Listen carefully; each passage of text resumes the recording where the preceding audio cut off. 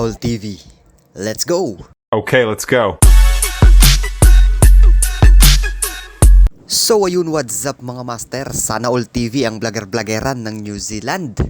At heto nga ang aming ganap sa unang araw ng 2025. At kami nga ay nagkayayaan ng mga tropa na maghanap ng aming pwedeng gawing pansamantalang tarima upang makapag-relax and of course, makapagpahinga, makapag-isip, makapagplano at makapaghanda. At dahil ito ang unang araw ng taon, dito pa lang magsisimula ang unang kabanata ng aming lalakbayin bilang isang mga magigiting na OFW dito sa bansang New Zealand. Oops, teka lang. Masyado na bang malalim, master? Tara, isihan lang natin. Okay, let's go. At dahil nga gusto naming maggala, ay dito kami napadpad sa isang nakatagong ganda ng New Zealand, master. At halos 2 oras din ang aming binuno mula Auckland hanggang dito sa may bandang Raglan. Bridal Veil Falls ang pangalan nito, master. Unveiling Nature's Cascading Wonders. O diba ang angas English yon, master? Sana all. Ang Bridal Veil Falls, mga master, ay matatagpuan sa Raglan area, Waikato region. Sa unahan lamang ito ng Hamilton, pero literal na kabundukan, as in forest. English na naman, master. At bago nyo nga marating ang napakagandang nakatagong falls sa lugar na to, ay dadaan talaga kayo sa kagubatan na to. Pero ganun pa man, ang masasabi ko lang, worth it talaga ang punta nyo rito. At hindi pa nga tayo nangangalahati, mga master, ay bigla akong natinik sa paa. Sa part na to, ramdam ko yung medyo pagkasyunga. Nakasapatos na kasi, nagtsinelas pa. O diba?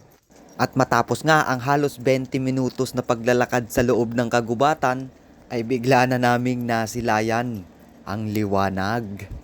Oops, teka lang, master. Hindi pa tayo nagtatapos dito, mga master. Nagsisimula pa lang tayo sa exciting part ng video na to. At dito mo na nga makikita ang kanilang mga guide, master. Top of Falls Viewpoint, 1 minuto yan kumaliwa ka.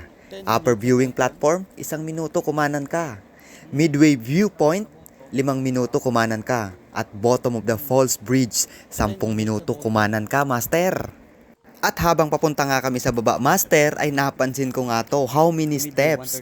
135 steps to the Midway Viewpoint. 261 steps to the bridge at the bottom. O diba, sulit talaga to, master.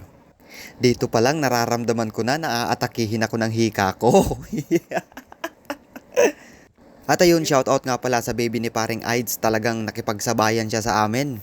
Talagang hindi siya nagpakarga, naglakad lang siya pababa. Samantalang ako nararamdaman ko na nasusumpong na ang aking hika. Yossi pa more. At ilang hakbang na nga lang, mga master, at nasisilayan na namin ang Midway Viewpoint. And finally, mga master, welcome to the Bridal Veil Falls, unveiling nature's cascading wonders. O diba, napakaangas.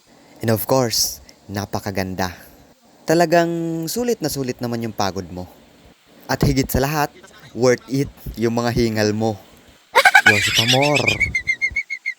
Well, honestly, mga master, hindi naman ito yung pinakaunang beses na makakakita ako ng waterfalls. Napakarami din natin dyan sa Pilipinas.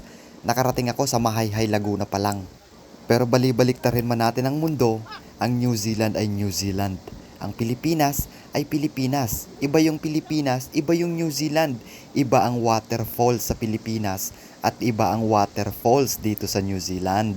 Well, sa bagay na yan, mga master, hindi na natin kailangan magtalo-talo pa. Yes, maganda ang Pilipinas. Pero maganda rin ang New Zealand. But, may kanya-kanya silang definition ng beauty. O, diba? Pero ang pinaka-importante, mahalaga syempre. At dahil nasa New Zealand ako, susulitin ko to. Dahil hindi naman habang buhay na naririto ako. Pansamantala lang to, master. Dahil darating pa rin ang panahon at balibalik ta rin man natin ang mundo, babalik at babalik pa rin tayo sa ating inang bayan. So ayun, hanggang dito na lang muna, mga master, at maraming salamat sa panonood. Happy New Year sa inyong lahat. At syempre, Sana All TV, ang vlogger-vloggeran dito sa New Zealand, laging proud Pinoy at pusong Pinoy.